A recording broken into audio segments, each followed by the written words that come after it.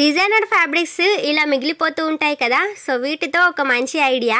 అదేంటంటే ఈ విధంగా ఫోల్డ్ చేసుకొని ఇలా స్క్వేర్ షేప్స్లో మనం కట్ చేసుకోవాలి. నేను ఇక్కడ 2 ఇంచెస్ వరకు కట్ చేసుకున్నాను. ఇప్పుడు వీటి ఎడ్జెస్ని ఈ విధంగా కట్ చేసుకుంటే మనకి ఇవి రౌండ్ షేప్లో ఫామ్ అవుతాయి అన్నమాట.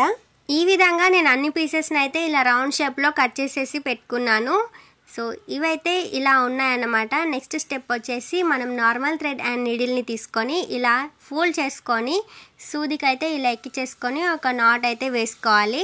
ఇలా నాట్స్ని ఒక 3 పీసెస్ని అయితే వేసుకోవాలన్నమాట. ఇలా వేసుకున్న తర్వాత కింద ఎడ్జెస్ని అయితే కట్ చేసేసుకోవాలి. ఇప్పుడు దీన్ని శారీ పళ్ళు పాట్కి అటాచ్ చేసేయాలన్నమాట. సో దీనికోసం నేనైతే మళ్ళీ సూది దారం తీసుకొని ఇలా కొన్ని బీడ్స్ ఉంటే యాడ్ చేసేసుకొని పళ్ళు ఎడ్జ్లో ఈ విధంగా స్టిచ్ చేసి వేసేసుకుంటే సరిపోతుంది. ఇలా అన్నిటినీ వేసుకున్న తర్వాత ఇంకా కొంచెం లుక్ యాడ్ చేయడం కోసం నా దగ్గర ఉన్న కుందన్స్ని యాడ్ చేశాను. ఇలా మన దగ్గర ఉన్న డిజైనర్ క్లాత్ పీసెస్తో కానీ ఆర్ బ్లౌజ్ పీసెస్తో కానీ ఇలా శారీకి ఒక మంచి లుక్ని అయితే యాడ్ చేయొచ్చు.